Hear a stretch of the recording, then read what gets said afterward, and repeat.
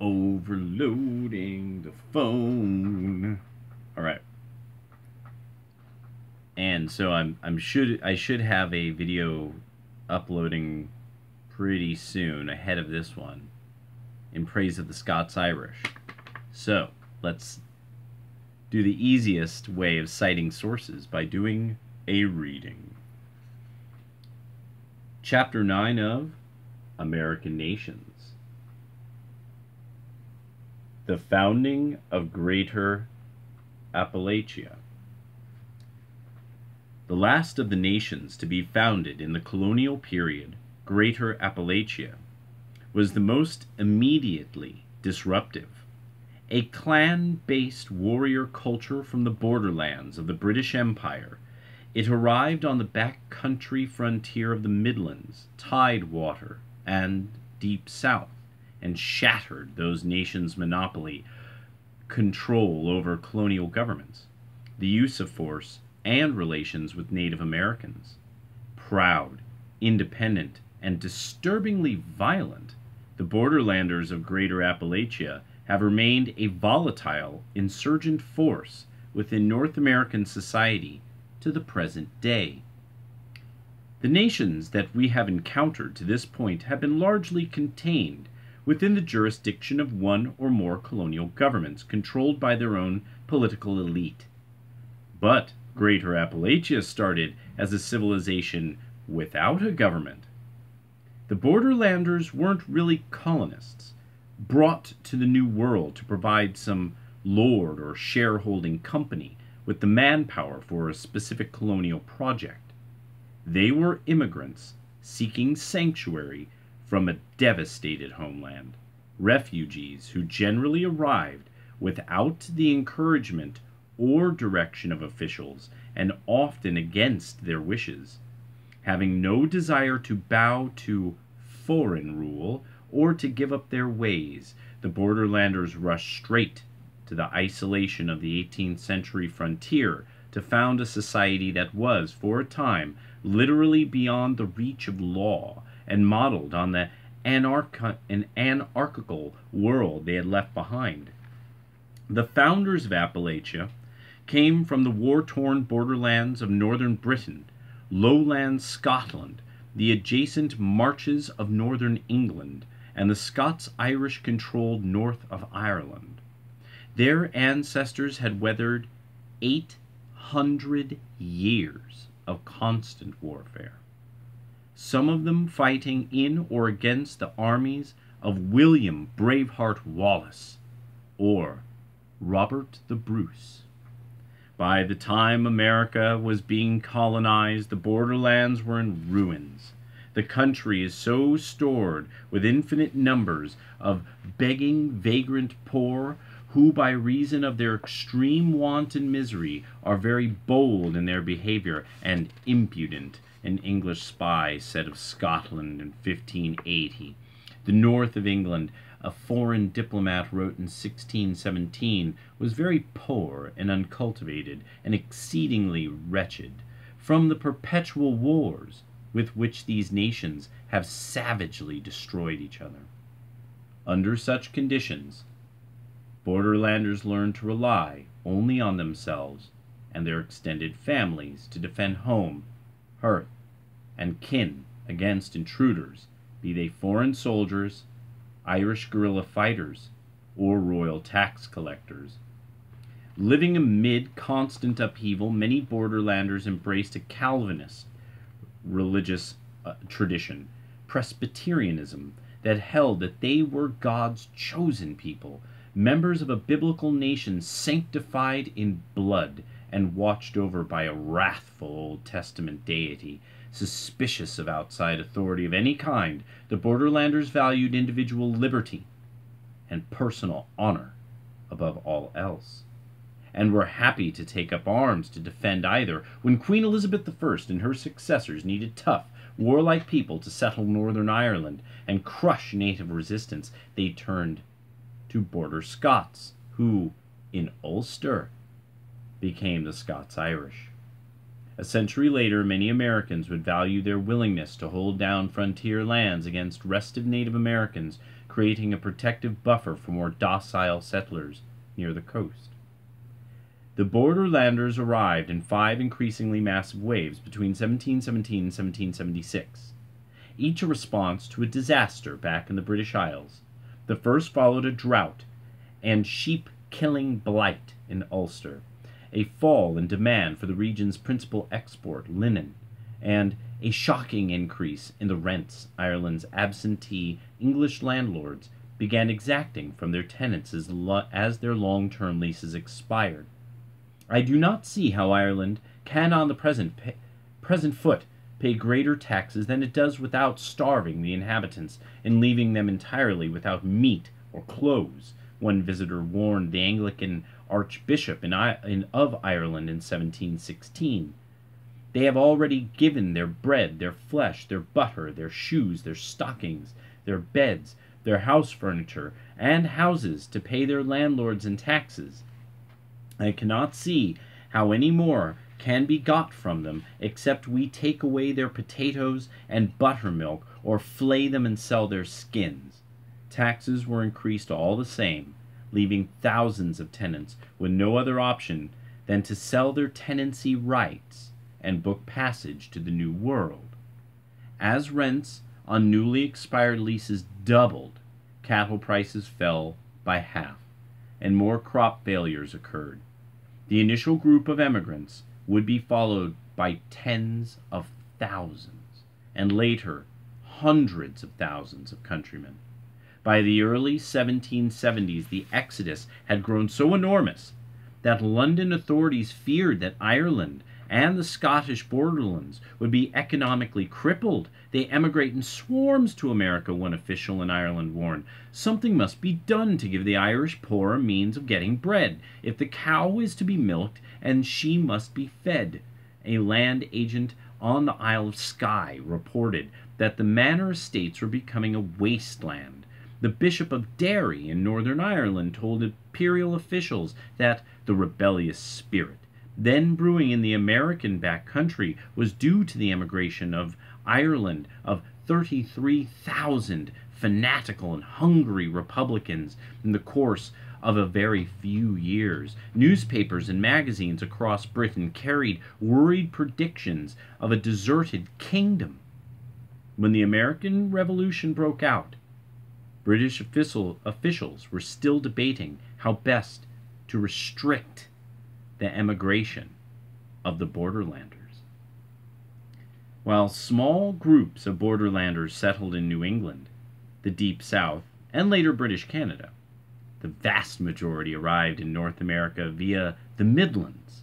Over 100,000 by 1775, the Midland-governed colonies were attractive, but official Quaker policy was to welcome immigrants of all nations and let them practice their faith unmolested. Still, Midlanders were alarmed by the newcomers' rough manners and clannish loyalties. Philadelphia newspapers accused them of a litany of misdeeds: counterfeiting of currency, murder, the rape of a 6-year-old child, and making threatening words against authority should the government dare execute one of their countrymen as punishment for his crimes. Officials did their best to get them out of town and onto the frontier, where they could serve as a buffer against French or Native American attack. Destitute and land-hungry, the vast majority were indeed happy to move straight to the back country, where they seized, in the words of a senior colonial official, any sort of vacant land they can find without asking questions. Some had a little money left from their passage and could have rented land in settled areas closer to Philadelphia, but chose not to. As one explained, "We have been, before we came here, so much oppressed and harassed by under landlords in our own country, from which we, with great losses, dangers, and difficulties, came to this foreign world to be freed from such oppression." The Scots-Irish, who came in extended families, traveled for days on narrow Indian paths in search of vacant land in the forested hills of what is now south-central Pennsylvania. Settling on widely dispersed parcels, they built rude cabins, cleared small garden plots, and set about herding their livestock over unfenced country. Rather than trying to produce cash crops for export, borderlanders embraced a woodland subsistence economy. They hunted, fished, and practiced slash-and-burn agriculture, moving every few years as the soil became depleted. Life in Britain had taught them not to invest too much time and wealth in fixed property, which was easily destroyed in times of war. Instead, they stored their wealth in a very mobile form, herds of pigs, cattle, and sheep. When they did need cash, they distilled corn into a more portable, storable, and valuable product, whiskey, which would remain the de facto currency of Appalachia for the next 2 centuries. This was a lifestyle that allowed for long periods of leisure, an indulgence that visitors from other nations condemned. They are very poor owing to their extreme indolence, for they possess the finest country in America and could raise but everything, a deep Southern minister wrote of the Southern Appalachians in 1768. They delight in their present low, lazy, sluttish, heathenish, hellish life, and seem not desirous of changing it. Indeed, the borderlanders' top priority rarely seemed to be increasing their wealth. Rather, it was maximizing their freedom, especially from outside forces. There weren't any towns to speak of in the early days, but the settlers maintained close communities of kin and neighbors scattered among the hills. Throughout the Appalachians, they would often name settlements for places they had left behind: Donegal, Galloway, Londonderry or Derry, New Scotland, Newcastle, Durham, Cumberland. These communities started in considerable isolation from the outside world, to which they owed no loyalty. With no roads, trade was almost entirely by barter. With the nearest courthouse often several days' journey away, the borderlanders fell back on their old country practice of taking the law into their own hands. Justice was meted out not by courts, but by the aggrieved individuals and their kin via personal retaliation. Every man is a sheriff in his own hearth, said a borderlander creed that informed the Scottish practices of blackmail as protection money. The blood feud, most famously practiced by the Hatfields and McCoys, and Lynch's law, named for Appalachian borderlander William Lynch, who advocated vigilante justice in the lawless Virginia backcountry.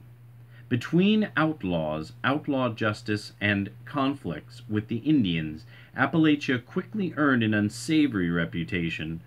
"The conduct of my countrymen from the north of Ireland," Penn Secretary reported, "their violence and injustice to each other is something this province, till their arrival, was very much stranger to." While hostile to external restraints on their behavior, the borderlanders could be uncompromising in enforcing their own internal cultural norms. Dissent or disagreement, whether by neighbors, wives, children, or political opponents, was unacceptable and often crushed savagely. Borderlanders tolerated enormous inequalities within their communities. In many areas, the wealthiest tenth of the population controlled the majority of the land, while the bottom half had none at all and survived as tenants or squatters.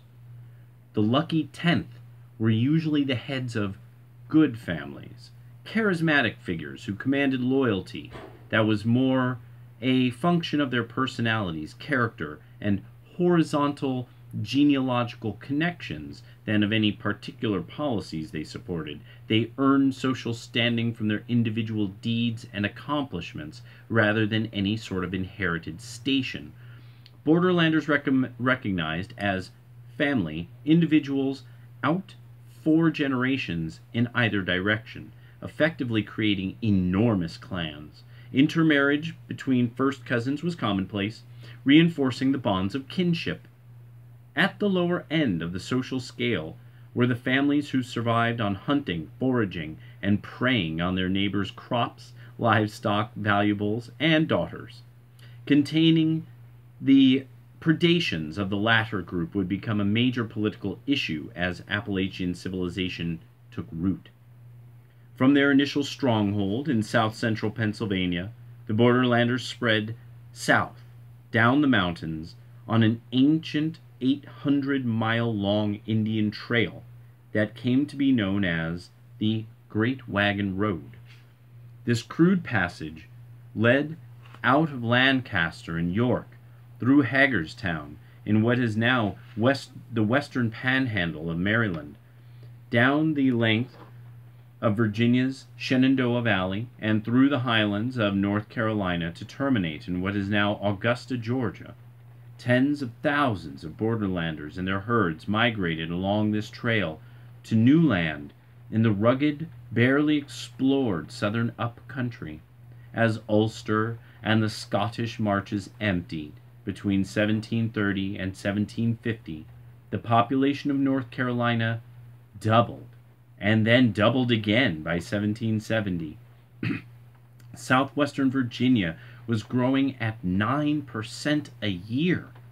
And in South Carolina backcountry in the 1760s, almost the entire population had come from Pennsylvania or interior Virginia. The borderlanders may have technically moved into colonies controlled by tidewater gentry and the great planters of the Deep South, but in cultural terms their Appalachian nation effectively cut tidewater off from the interior, blocking the West Indian slaveocracy from advancing into the southern uplands. Not until after the Revolution would they control any formal governments. Places called Tennessee, Kentucky, and West Virginia did not yet exist. Borderlanders lived among the Native Americans on whose land they were usually trespassing.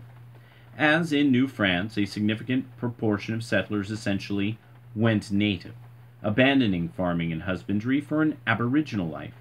They hunted and fished, wore furs and clothing similar to those of the natives in their area, adopted Indian customs, took Indian wives, and had mixed-race children, several of whom grew up to be prominent Native American statesmen.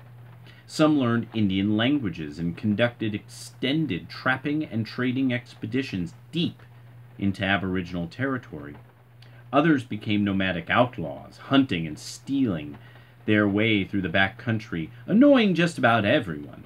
They were little more than white Indians, one disgruntled South Carolinian observed, while backcountry Virginians complained of those who live like savages.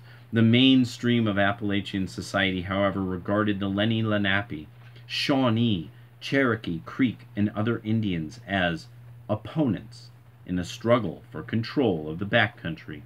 It was an attitude often reciprocated, and especially as the borderlanders increasingly hunted, cleared, and squatted on Indian land, the result was a series of brutal wars that left staggering numbers of dead on both sides.